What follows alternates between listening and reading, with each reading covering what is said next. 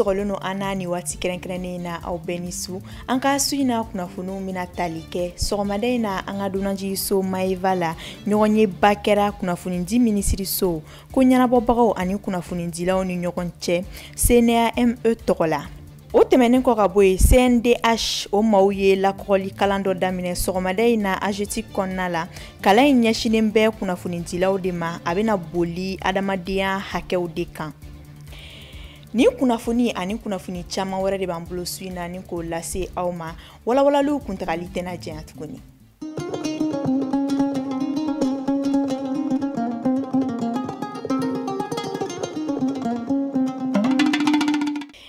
Dumina bi o ye tɛnɛndo mariskalo tile 16 san 2020 ayo bisimila aw ka bi don kibaru kɛnɛ kɔnɔna na sɔgɔmada in na an ka dunanjigiso Maeva la ɲɔgɔnye ba dɔ kɛra kunnafoni di ministri so maaw ko ɲɛnabɔbagaw ani kunnafonidilaw ni ɲɔgɔn cɛ CNAME maaw tɔgɔ la CNAME o kɔni ye cakɛda ye n'olu ka baara bɛnnen bɛɛ ka se ka mɔgɔw bɛ se ka togoya min na jamana mara kunnafoniw sɔrɔ sariya kɔnɔna na u ka baro tun bɛ wasadenw ka kalafili koɲɛw de kunna bi sɔgɔmada in na a ɲɛmaya o kun talen don ni ka di Yaya Sangare ma n'ale ye kunnafonidilaw ka ministri ye an ka Idrissa Badimi Anna Yvonne Marie Traoré ale ni Bakari Kone u ka sɔrɔlenw lajɛ wasaden kalafili min bolo dalen don an ka jamana kɔnɔ marsikalo tile 29 san 2020 walasa tigɛ cogo ka ɲɛ an ka jamana ministri so min ɲɛsinen do kunnafonidi ma a ye wɛlɛ bila journalistes ma n'o ye kunnafonidilaw ye ani régulateur n'o ye kunnafoni latilenbaw ye walasa u bɛ se ka hakilina falifali kɛ cogoya min na kunnafoni ɲuman bɛ se ka di jamanadenw ma cogoya min na Modibo Fofana n'ale ye kunnafonidila dɔ ye ale nisɔndiyara ni hakilina falenfalen ye kosɛbɛ an y'o de fɔ ko ni initiative in yɛrɛ ɲɛna parce que déjà an ka jɛkulu kɔnɔna na an kun ye baara dɔ daminɛ n'a fɔ ma ko la charte de bonne conduite ka a lajɛ ka an ka directeur de publication minnu bɛ k'u bɛɛ wele u ka sigi an ka signature kɛ pour que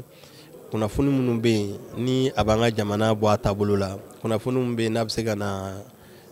siya kɛlɛ tɔ juguya kunnafoni minnu bɛ yen n'a bɛ se ka dugu ni kandidaw bila ɲɔgɔn na an ka directeurw kana a publier o de y'a to an b'a fɔ ko ni initiative ɲɛna parce que a kɛra sababu ye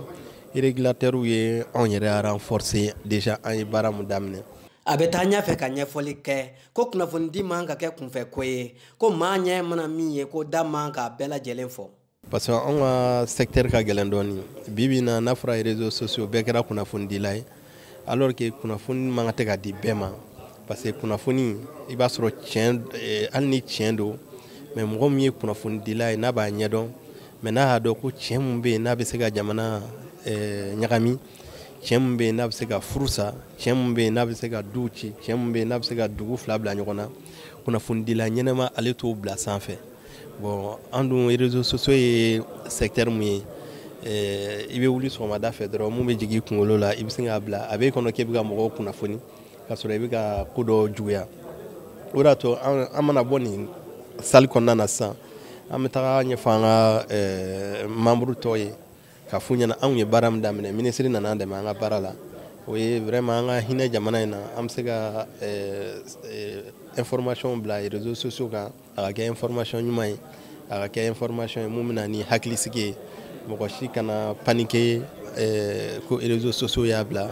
et puis kɛlɛ kana don candidats ni ɲɔgɔn cɛ anw taabolo la an ka jamana ministre min ɲɛsinen don kunnafoni ko ma n'o ye Yaya Sangare ye ale da sera lajɛrɛ in baara kumaba dɔw ma n'o dɔ ye kunnafoni ɲuman dili ye kalafili ɲɛkɔrɔla la député kalafili a bɛ ka kɛ jamana kɔnɔ sisan gɛlɛya caman b'a kɔnɔ o gɛlɛya kama fo an ni kunnafonidilaw ka sigi an ka kuma k'a fɔ u jɔyɔrɔ kan kɛ mun ye walasa ni élection a ka se ka kɛ basigi bɛn ani ɲɔgɔnna mɛn kɔnɔ parce que élection n'a daminɛ yɔrɔ o yɔrɔ mankan caman bɛ ci a la mais walasa mankan an ka se ka ɲɔgɔn faamu mɔgɔw kan ka taa voter kun min na sababu min na il faut que kunnafonidilaw ka an dɛmɛ ka a ɲɛfɔ mɔgɔw ɲɛna kalafili nafa jumɛn b'a la kalafili kun ye mun ye a tilala ka wɛlɛ bila kunnafonidilaw ma u ka jamanadenw lafaamuya bɛɛ lajɛlen ka taa i ka kalafili sɛbɛn nɔfɛ walasa bɛɛ lajɛlen sen ka ye kalafili in na donc bɛɛ ka jɔyɔrɔ kɛ an k'a ɲini cogo bɛɛ la élection in kɛlɛ kana bɔ a la wɔyɔ kana bɔ a la an ka ɲɛfɔli kɛ mɔgɔw ye mɔgɔw ka bɔ ka t'u ka k'an ka kalata kɛ ni papiye min ye ka se ka t'o ta u bɛ se ka kunnafoni di u ka cɛbɔw ma cogo min na u k'a fɔ bɛɛ ni ka ni ɲɔgɔn dɔgɔya t'a la a nafa fana ka se ka fɔ mɔgɔw ɲɛna an nana o ɲɔgɔn ye de la an hakili la gouvernement jɔyɔrɔ ye mun ye o ye ka se ka kɛ kalafili ka se ka kɛ mɔgɔ dankara kana kɛ mɔgɔ si la. Lajɛrɛ in kɛra sababu ye ka kunnafonidila caman la faamuya kunnafoni dicogo ɲuman kan wasaden kalafili ɲɛkɔrɔla la. O tɛmɛnen kɔ ka bɔ yen CNDH n'o ye Commission nationale des droits de l'homme ye olu sigilen don Mali la adamadenya hakɛ kɔlɔsili ma olu kɔni ye lakɔgɔli kalan dɔ dabɔ sɔgɔmada in na AGETIC la kalan in yɛrɛ ɲɛsinen bɛ kunnafonidilaw de ma a bɛna boli adamadenya hakɛw de kan ni kalan bolodalen bɛna kɛ tile 3 kɔnɔna na mars kalo ale tile 16 17 ani 18 CNDH maaw kɔkɔrɔma don ni baara la ni FAMOC maaw fɛ n'olu ye Fonds d'appui au moteur de changement ye olu kɔni sigilen bɛ ni ka yɛlɛma baarakɛlaw ni k'olu jukɔrɔma don CNDH ɲɛma Agibu Buare ale kɔni ye walawalali kɛ an ka kunnafoni ɲininaw ye. Hakilina min y'an bila la aw yɛrɛ b'a dɔn ye adamaden hakɛw tɔpɔtɔli tɔn ye mais an ni société civile tɔnw tɛ kelen ye anw ye gouvernement état ka tɔn sigilen cakɛda sigilen donc caman bɛ ɲagamini kɛ o yɔrɔ la k'a fɔ i n'a fɔ an ye association ou bien ONG an t'o ye donc anw ye autorité administrative indépendante de ye donc an bɛ baara kɛ cogo min san kɔnɔ an kan ka baara fɛn fɛn kɛ an b'o boloda a bɛ f'o ma ko plan d'action annuel donc o plan d'action annuel de kɔnɔ ni baara bolo ninnu dalen don mais ni sen ta perepere la ani FAMOC de bɛ ka nin kɛ n'a bɛ f'o ma Fonds d'appui au moteur de changement o ye Danemark programme dɔ ye min bɛ an ka jamanaw dɛmɛ pour que adamaden hakɛ a bɛ se ka cari cogo min a kɔlɔsili bɛ se ka nɔgɔya cogo min donc an ko ni adamaden hakɛ kuma tɛ se ka fɔ ni ma tɛmɛ ni homme de médias ye professionnel de médias parce que olu de bɛ kunnafoni cari diɲɛ fan bɛɛ fɛ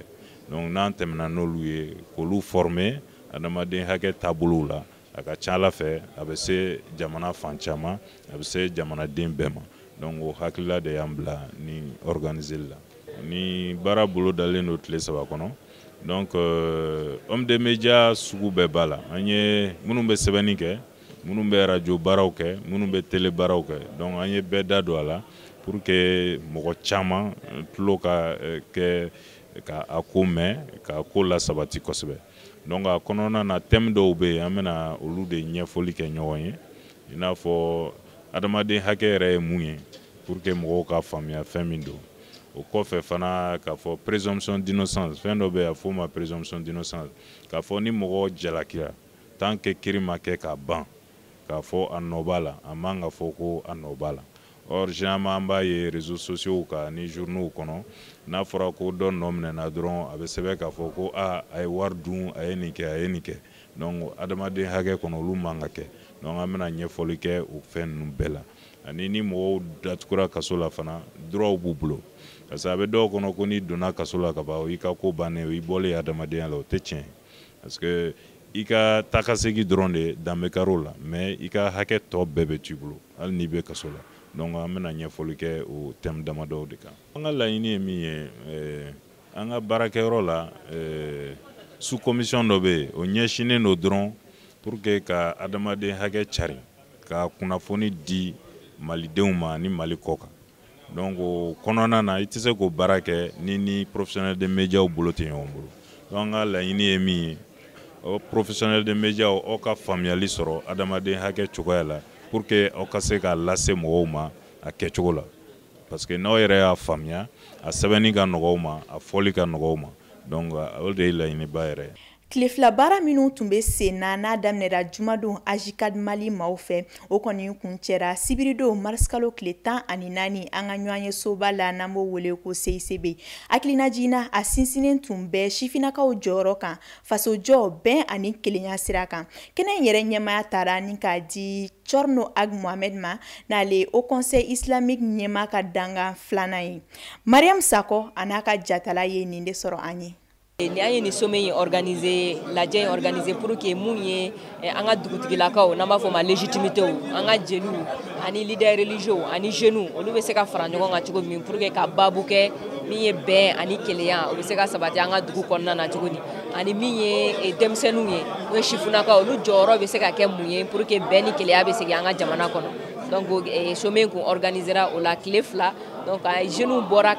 Kayi fo Kidal ani légitimité religieux u bɔra Mali région bɛɛ la ka ɲɔgɔn sɔrɔ yan nɔ pour que ka o baabu sigi ani k'a dɔn fɛnɛ bi na pour que an ka bɔ nin situation in kɔnɔ mun ye an ka diinɛmɔgɔw ye olu kan ka mun kɛ mun ye an ka dugutigilakaw ye olu kan ka mun kɛ ani min yɛrɛ sifinnakaw ye olu fɛnɛ jɔyɔrɔ kan ka kɛ mun ye ani comité minnu bɛ yen nɔ n'olu sigilen don min ye bɛn ni kelenya ani yafa ɲɔgɔn ma n'an b'a fɔ o ma ko comité vérité justice et réconciliation olu fɛnɛ ka baara ye mun ye mun ye dugutigilakaw ni alimamu ani jeunes olu jɔyɔrɔ bɛ se ka kɛ mun ye pour que ka ni comité ninnu dɛmɛ u ka baara kɔnɔna na donc an tilal'o baara de la sisan nɔ an y'a ye k'a fɔ recommandation caman fɔra recommandation ninnu caman u bɛ adressé mun ye état ye dɔw fɛnɛ bɛ adressé leader religieux la dɔw bɛ adressé an ka dugutigilakaw la dɔw bɛ adressé caman bɛ adressé an jeunes yɛrɛ la an bɛ se ka an jɔyɔrɔ fa cogo di bɛn ani kelenya sabati la an ka dugu kɔnɔna na ni sommet in y'a yira an na k'a fɔ ko bɛn tɛ mɔgɔ kelen ka ko ye o bɛn tɛ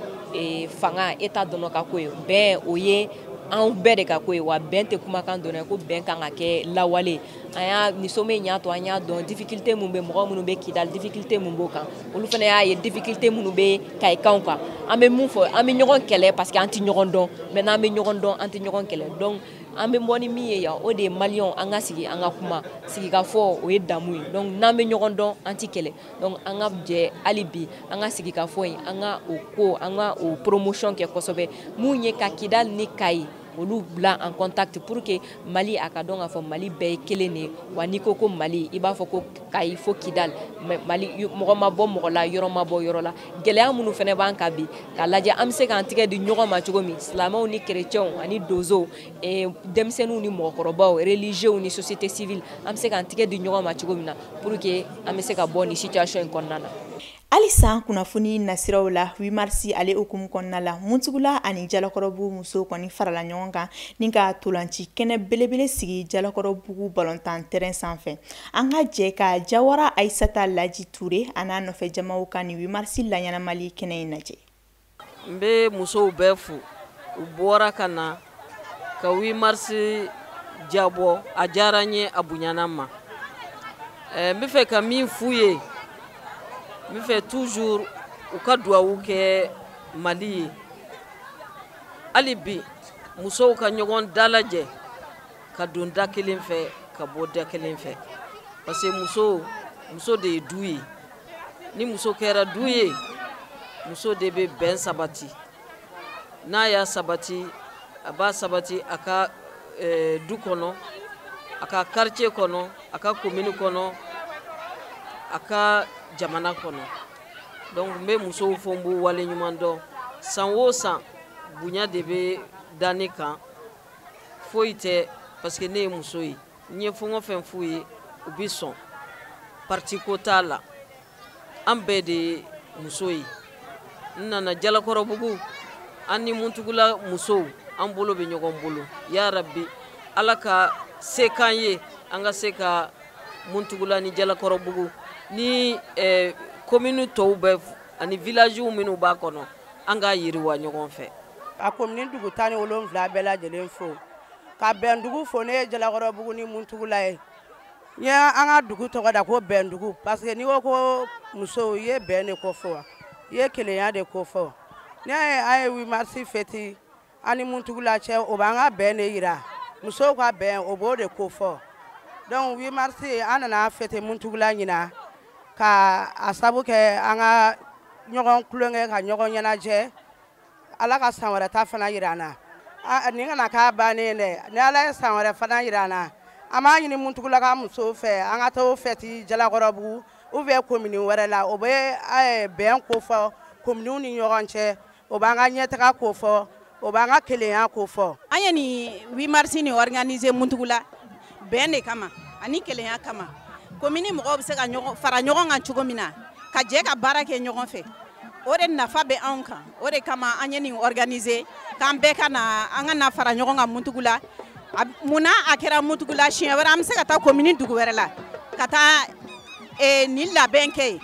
nin ye fara ɲɔgɔnkan dɔ de ye ka kɛ commune kɔnɔ musow bɛ se ka fara ɲɔgɔn kan ni musow farala ɲɔgɔn kan gɛlɛya caman bɛ yen o gɛlɛya bɛ nɔgɔya. Bon a kun yɛrɛ la ko jamana bɛ mankan na quoi ko an kana fɛti kɛ bon an yɛrɛ y'a ye an ta tɛ fɛti an nana nisɔndiya de yira mɔgɔw la an dusuma kasilen don an ka jamana a chauffelen don mankan bɛ yen kɔrɔnfɛla chauffelen don Bamakɔ yɛrɛ capitale o ka jugu a bɛɛ ye mɛtiriw bɛ grève la don o don mankan bɛ yen an denw tɛ classe kɔnɔ an nana ye sisan an n'an ka sarasu minnu sara an nana bonyamasegin kɛ o tuma ye 1 minute de silence kɛ ka foli lase ma Ala k'u bɛɛ dayɔrɔ sumaya minnu cɛ sara an ka foli b'u ye Ala ka bɛɛ dayɔrɔ ɲuman di cɛ ninnu ma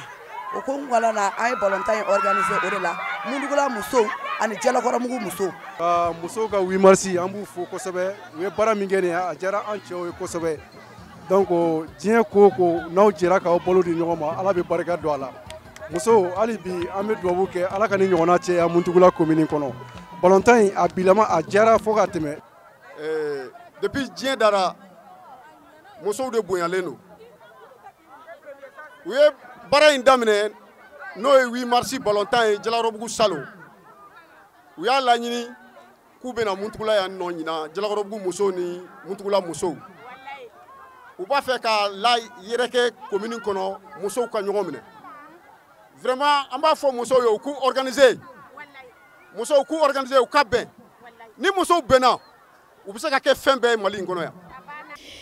Kibaruya min b'an bolo n'ale kɔni man di kosɛbɛ an ka seko ni dɔnko gafe kɔnɔna na o ye k'a fɔ ko tarata tɛmɛni an ka seko ni dɔnko maa min bɛ yen n'a bɛ wele Rokiya Tarawele ale kɔni minɛla Paris pankurunin jigin kɛnɛ la ni k'a datugu Belgique kiritigɛ bon maaw ka yamaruya kɔnɔna na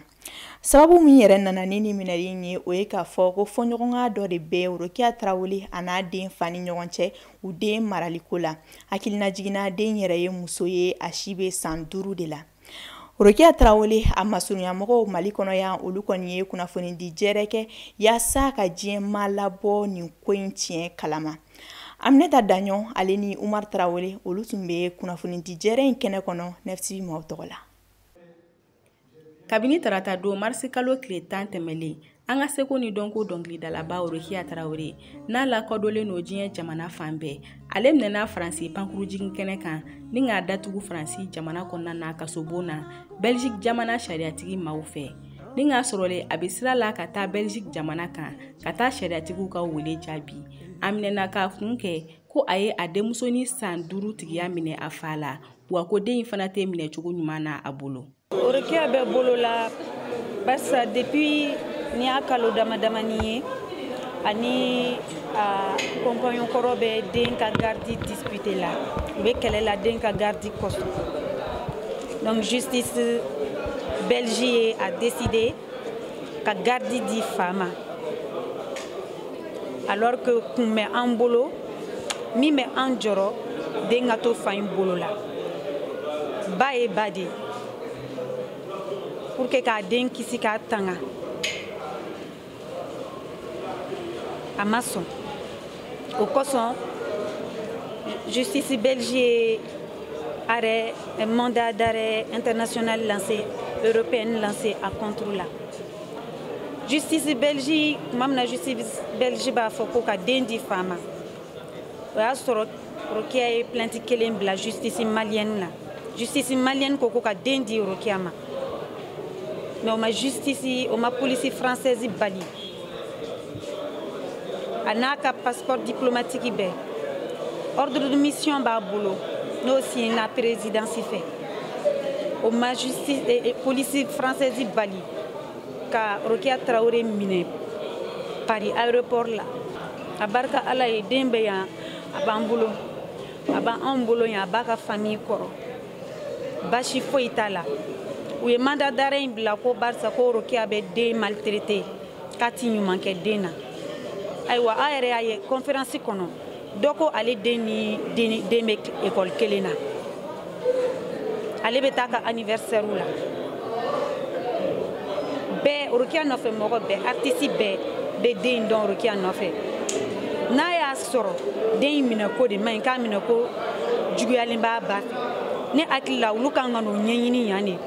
ka na anw ɲininka ani minnu bɛ baara kɛ minnu b'a fɛ yen ka na ɲɛɲini kɛrɛnkɛrɛnnenya la den minɛlen don cogo min na ne hakili la justice ye preuve ko de. Rokia Traoré ka avocat kun bɛ nin kunnafoni jɛrɛ in kɛnɛ kan a ye walawalali kɛ an ye kiiri in kan. Kiiri in daminɛna Belgique de an fana an ta kɛ yan parce que anw hakili la den bɛ yan a bɛ yan depuis a kalo 4 den bɛ yan fa yɛrɛ tun bɛna bɔ den yan mais mun bɛ Belgique da don o la bilen hali ni den ye Belgique ye fan dɔ fɛ maliyɛn fana don passeport maliyɛn b'a bolo donc an ko de u kana Mali la an ka kiiri tigɛ kiiri ka tigɛ Mali la Belgique ko ayi ko Mali justice man ɲi k'olu ta de ka ɲi ko Mali ta tɛ foyi ye o de y'u hakililata ye an fana tɛ se ka jɛ n'o ye olu de ye mɔgɔ ye an tɛ mɔgɔ ye kɛ sinon Rokia y'a ka fɛn dɔ polisi la ye mɔgɔ si m'a lamɛn hali sini mɔgɔ m'a lamɛn polisiso la ye u y'u pan fɛn bɛɛ kunna e n'i yɛrɛ bɛ kɛ cogo di hali Mali gansan na n'i bɛ mɔgɔ wele kiiri la ni kiiri civil don n'i bɛ Bamako kɔnɔna na i kan ka 10 jours respecter 8 jours fɔlɔ mais olu fɛ yen tu te rends compte u ye Rokia wele tile 4 yanni kiiri don cɛ wa u m'a wele voie normale fɛ dɛ u y'a caman internet de fɛ k'a ka taa Rokia ye avocat dɔ ta mais o bɛ se k'i préparer tile 3 kɔnɔ cogo tile 4 kɔnɔ cogo di u taara ka renvoi demander ka dɛsɛ justice Belgique ma sɔn u y'u ka décision ta Rokia fana ko k'ale tɛ nin décision respecter nin cogoya la a ye appel kɛ appel de kama a taara k'a bɛ taa Belgique appel don surunyalen u y'a minɛ Faransi mais munna u y'a bali ka taa a y'a minɛ de ko Belgique ko k'a minɛ k'a di olu ma a yɛrɛ bɛ taali Belgique munna b'a minɛ librement a bɛ taali Belgique a b'a minɛ munna ah peut-être que minnu bɛ yen nɔ ani minnu bɛ ɲɔgɔn na olu tɛ fɛ a ka se Belgique a ka tiɲɛ fɔ kɛ. Rokia Traoré kanuba ni a kɔkɔrɔmadonba caman de tun bɛ nin kɛnɛ in kan o de la maliden minnu sigilen don an ka jamana kɔ kan n'u tɔgɔlasoba mun b'an fɛ yan nɔ n'an ko a ma ko CSDM o ɲɛmaa ma to kɔ nin ko in na. Rokia ye artiste Rokia ye patrimoine ta fɔ bamanankan na Rokia passeport diplomatique malien de b'a bolo o tuma passeport diplomatique mun de ɲɛ mɔgɔ ma ni ko kɛra sisan hali ni mɔgɔ filila ka France président fɔ kuma fɔ ou an ka ambassadeur min taara ka taa tiɲɛ fɔ n ko o don mun bɛ Cibile dɔrɔn avion kɔnɔ ka taa sɔrɔ yen donc an b'a fɔ Cibile Dramé ye an ka ambassadrice de minɛna diaspora ambassadrice de minɛna culture malien ambassadeur de minɛna Mali muso min ye référence ye dans le cadre de la culture o de minɛna a k'i wuli k'i jɔ sini a ka don avion kɔnɔ fana a ka taa n'a ma taa ambassadeur min bɛ yan a y'u wele k'a fɔ an maliden société civile tɔgɔ la an tɛna bɛn n'a ma an t'a fɔ ka galon kɛ ka la Belgique kan dɛ non a ye min fɔ elle a un passeport diplomatique alors de ce fait elle doit bénéficier de l'immunité diplomatique. Welewelemada kɛlen n'o ka ɲɛsin maa ŋaniya ɲumantigi bɛɛ lajɛlen ma ka u dɛmɛ walasa Rokia bɛ se ka bila ka bɔ kaso la ani a den bɛ se ka to a bolo cogoya min na sabula muso bɛ to a denko de la. Ayiwa maliyɛnw an b'a ɲini aw fɛ dɔrɔn bɛɛ ka to Rokia kɔ parce que Rokia bɛ denko kɛlɛ de la denko kɛlɛ min don c'est pas que a tɛ fɛ den ka d'a fa ma den kana d'a fa ma o tɛ dɛ a ye fɛn dɔw de ye mun b'a sɔmi janya ko dɔw la a fana bɛ fɛ k'a den lakara o ko ninnu kana den sɔrɔ aw yɛrɛ kan k'a faamuya mun don mais komi an bɛ kiriko de la an tɛ se ka fɛn dɔw fɔ k'a jɛya cogoya dɔw la parce que i bɛ se k'a accuser a tɔ donc c'est pas bon mais Rokia ma fɛn wɛrɛ fɔ koyi a ye plainte kɛ ko k'a ɲini k'a dɔn n'ale sɔminen don mun na ne tiɲɛ don ne tiɲɛ tɛ ne tiɲɛ tɛ problème t'ale fɛ yen mais ne tiɲɛ don ale k'a den di ten a bɛ kɛ kojuguba ye dɛ den ma k'ale ye ba de ye ale bɛ taa don min Faransi a b'a dɔn n'a sera yen u b'a minɛ mais a taara Kabɛ. Nin kiiri yɛrɛ bilalen don ka marisi kalo tile 18 nata kɔnɔ Faransi jamana kan. Ni kunnafoni de bɛ an nata Idrissa Badimi ale ka sɔrɔlenw la Mali kɔkana kibaruyaw la. kunnafoniw kɔnɔna na an bɛ taa Niger jamana kan k'aw ladɔnniya maa 3 bɔnna u ni na nisɔngoya jira sen fɛ ɲaamɛ Niger faaba kɔnɔna na jamanadenw bɔra k'u ka dimi jira nafolo min kun dira ko ka kɛlɛkɛminɛnw san ka di u ka kɛlɛcɛw ma k'o ma don o sira fɛ ko ka sɔrɔ ko yamaruya ma di jamanadenw ma nin taama in na nka ko funɛnkɛninw bɔra ka fan bɛɛ lajɛlen minɛ kunun kari marisi kalo tile 15 san 2020 maa 5 wɛlɛla nin ko in sen fɛ bɔgɔ jeninen sanfɛ sɛgɛsɛgɛliw bɛ sen na waasa nin ko sɔrɔla fɛn min fɛ k'o ɲɛdɔn an bɛ bi kokana kibaruw kuncɛ ni coronavirus ye Algérie jamana ɲɛmaaw ye kunnafonidi kɛ ko pankuru sira ni baton sira minnu b'u ni Faransi jamana cɛ k'u bɛna bɛɛ lajɛlen lajɔ alamisa nata walasa u bɛ se ka kisi banajugu in tɔɔrɔ ma cogoya min na halisa an bɛ to coronavirus kibaruw la kɛnɛya k'a yɛra maa 3 la ka kɛɲɛ n'o kibaruya ye u ka jamana ɲɛmaa n'o ye Uru Kɛnɛyata ye ale ko k'u ka duguma kalanso fo ka taa se sanfɛ kalanso ma ko k'a bɛɛ lajɛlen datugu ani ko n'i bɔra jamana na coronavirus bɛ jamana min na k'i tɛ don ale ka jamana kɔnɔna na Madagascar jamana ɲɛmaaw ko bana kunbɛn ka fisa ni bana furakɛ ye ko ka taa marisi kalo tile 20 na ko pankurun fɛn o fɛn b'u ni nanzaraw ka gun cɛ n'o ye Europe ye k'a bɛɛ lajɛlen ka lajɔ. Ayiwa NFTV jabarani lajɛbaw ni kunnafoniya ninnu de bɛ dansigi aw ka bi tɛnɛdonya kibaruyaw la fasiri jama sera ka min labɛn aw ye su in na ni ala sɔnna a ma sini ni nɛgɛ kaɲɛ 21 n'o kɔni gosira an na ɲɔgɔn sɔrɔ yan ko kura kunnafoniya kuraw da la ala ka Mali kɔlɔsi an ye halisa.